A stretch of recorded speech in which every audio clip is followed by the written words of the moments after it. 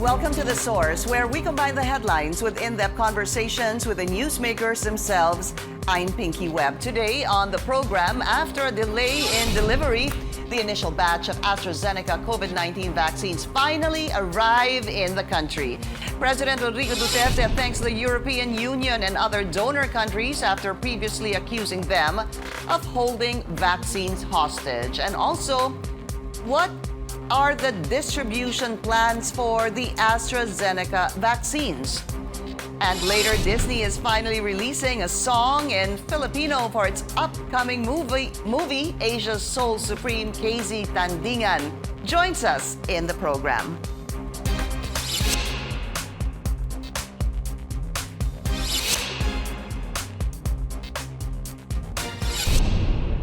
Almost 500,000 doses of AstraZeneca vaccines from the COVAX facility arrived Thursday. These are donations from a number of European countries.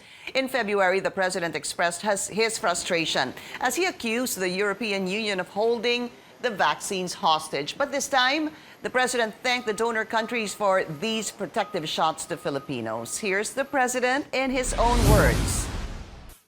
I don't know how to express my gratitude to the donor countries. That you remember the poor nations is in fact already a plus for humanity. And in behalf of the Republic of the Philippines and of the people and all, I'd like to say again that we felt the gratitude in our hearts, and may God bless you for your benevolence. Let's go straight to the source of the story. We have National Task Force Against COVID-19 Deputy Chief Implementer and Testing Czar, Vince Dizon. Secretary Dizon, thank you for this interview. I believe you are in Makati right now. Good morning, Pinky. Yes, I'm in the hospital ng Makati right now. I'm just waiting for Makati Mayor Abby Binay, and we're going to start our rollout here in Makati. And that will be the first rollout for the healthcare workers there? Yes, yes. Do you know how many healthcare workers are going to be vaccinated there? 300 is the initial sign-up. But I was told earlier on by Dr. Verhel Binay, the chief of hospital and the first one to be vaccinated today, that they have already exceeded the number of sign-ups based on the supply that they initially got from the DOH. Okay, so there are more now healthcare workers who want to be vaccinated as compared to the number of vaccines that will be supplied over in Hospital ng Makati, right, sir? Yes, and we're very happy. We're seeing it all over the country in many, many hospitals. We know it started off slow, as we expected, because vaccine confidence was still low. But once we got it started, once our doctors and our experts started providing the facts, I think confidence has grown tremendously over the past couple of days, Pinky. And it's really been a week of hope.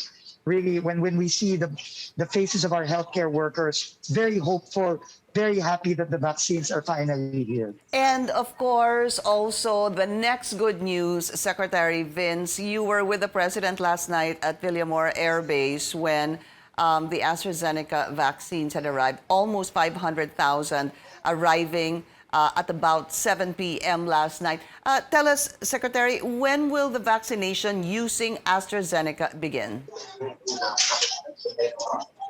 The rollout will start immediately, Pinky, as based on the instructions of our President, that he wants the rollout to be simultaneous, so that also our healthcare workers are given a choice. No? So as long as these vaccines come in, we will roll them out as fast as we can. Yeah, but they're already in the storage facility in Marikina. So the question would be, isasabay ho ba yung Sinovac and AstraZeneca for the rollout of both vaccines so that the healthcare workers will be able to be given a choice? Absolutely, you're correct, Pinky. As early as maybe today or in the next few days, the AstraZeneca doses will already be rolled out. I see. And it will provide the choice to our healthcare workers. Okay, so if that is so, Secretary Vince, for people who have been vaccinated by Sinovac, including you, when we look at the government, kayo po, si Secretary Galvez at si MMDA Chair Benher Abalos, and then you have the healthcare workers. Now, yung hindi po na-vaccinate using Sinovac, now they will have a choice. But kanino ho bang mga ospital i-distribute si AstraZeneca? Would it be the same hospitals kung saan po dinala si Sinovac from Luzon, Visayas, and Mindanao?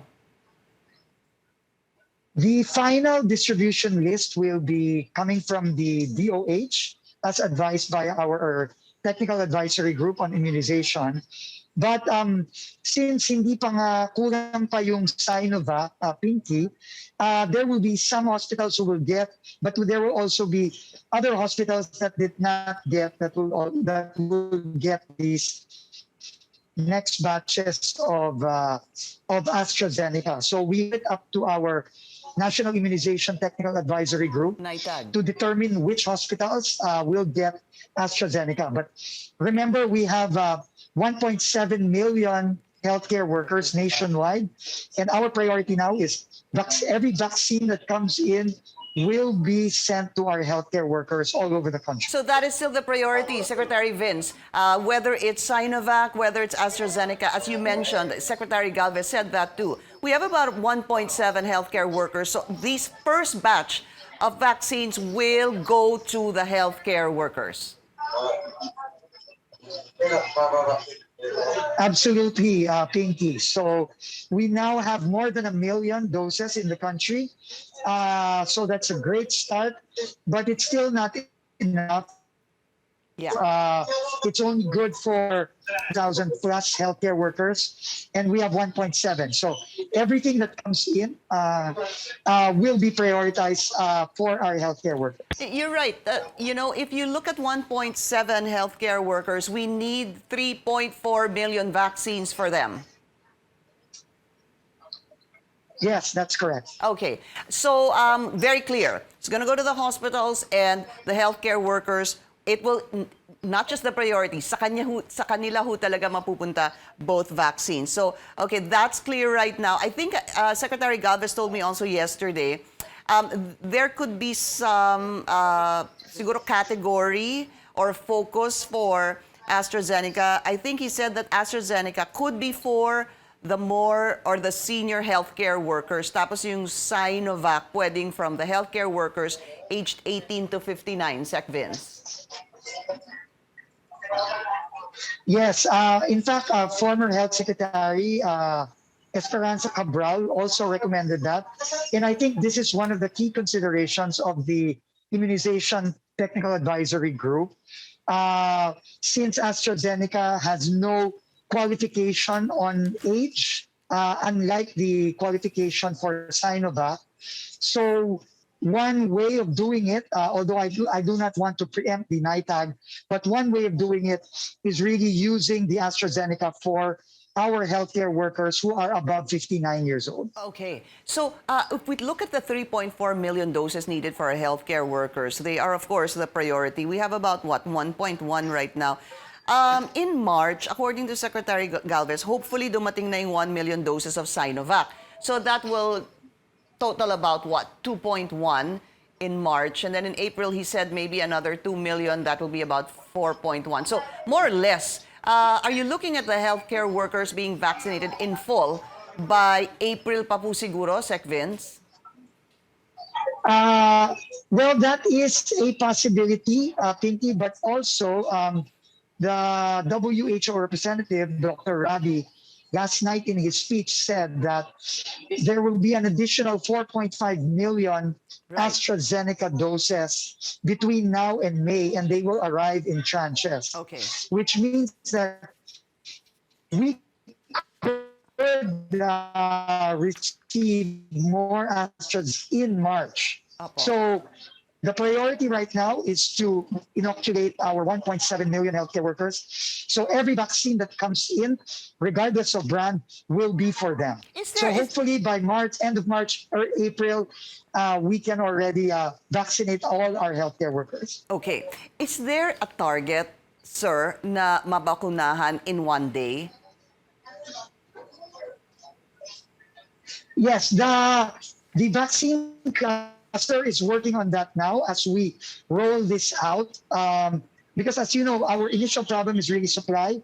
But now that we have about 1.1 million doses, now we can more clearly program the rollout for the coming weeks. So once these vaccines are deployed, and the president gave very, very strict instructions to deploy right away, then we can see how we can roll it out and vaccinate as many as we can on a per-day basis. Okay, just moving on to one quick topic, sir. Yung pong South Africa variant that was found in residents in Pasay, are you ramping up testing there? Yeah, yes, definitely. We've been ramping up testing in Pasay, not just in Pasay, but also throughout Metro Manila and the surrounding regions. Even about 2-3 weeks ago, when we saw some spikes in numbers. So, and when we started seeing, when the Philippine Genome Center started seeing some variants there. So definitely testing is ramping up. But we want to emphasize again that while we are already rolling out the vaccine, the strategy of prevention, detection, isolation, and treatment must continue and must still be focused on in the coming months. And we have to do this simultaneously with the vaccination program. And because of the new travel protocols, removing testing, as testing czar, do you think this is the right thing to do right now, especially if you look at the numbers? The past 6 days, we've been over 2,000 new infections, except, I believe, 2 days ago where it reached about 1,800. But for the past week, it was over 2,000, Secretary Vince. Yes, we're closely monitoring that, Pinky. And definitely, while there are some recommendations from the local government units and the DILG on adjusting these protocols, we will have to review them very well and maybe apply them depending on the situation on the ground in terms of new cases. So there is no a size fits all here, Pinky. So we will have to be very, very careful and review these protocols before we make any decisions. Right, but these protocols are already set in place. Di ho ba, wala na po yung travel documents, fine. Wala na po yung medical certificate, fine. Wala na rin po yung testing. However, if the LGU, you're going to requires it, that's the time you do testing. And according to Malacanang, it's only PCR. What does it mean, Sec Vince? Hindi na po talaga pwedeng gamitin ang saliva, hindi na pwede gamitin ang antigen, hindi na pwede gamitin ang rapid test? Unang-una po, yung rapid test, matagal na po nating hindi ginagamit yan, yung rapid antibody test. No? Ikalawa po, yung saliva po is also a PCR test. No? Yung pong authorized ngayon na gumawa niyan ay ang Philippine Red Cross. And it is a saliva PCR test. So it is still a gold standard test. Yung pong antigens, nag-decide po muna ang ating technical advisory group ng DOH na hindi muna siya gamitin for border screening. No? Pero ito pong testing sa iba't ibang mga area. Again, we are talking to the LGUs, and if there are LGUs that are experiencing surges in cases, then we will have to reinforce the protocols with PCR testing. Pero talagang you're set on that na, Sec Vince, talagang PCR na lang ngayon. Kung magkakaroon man ng testing, it's just going to be PCR, whether it's a saliva or a swab PCR. Yes, because we want to make sure that as we move forward in the next couple of weeks, especially with these new variants, we must use as proven to be the most accurate. Yes. And that is still PCR. Opo. Yun nga po yung gold standard. So, Secretary Vince, I know that you need to go because mag-uumpisa na po yung programa dyan sa Ospital ng Makati. National Task Force Against COVID-19 Deputy Chief Implementer and Testing Czar, Vince Dizon. Thank you so much for your time, sir. Thank you so much, Pinky. God bless. Stay safe. And coming up, Asia's Soul Supreme. Casey Tandingan shares her journey as the voice behind the first Filipino song for a Disney movie. She joins us live after the break. Please stay tuned.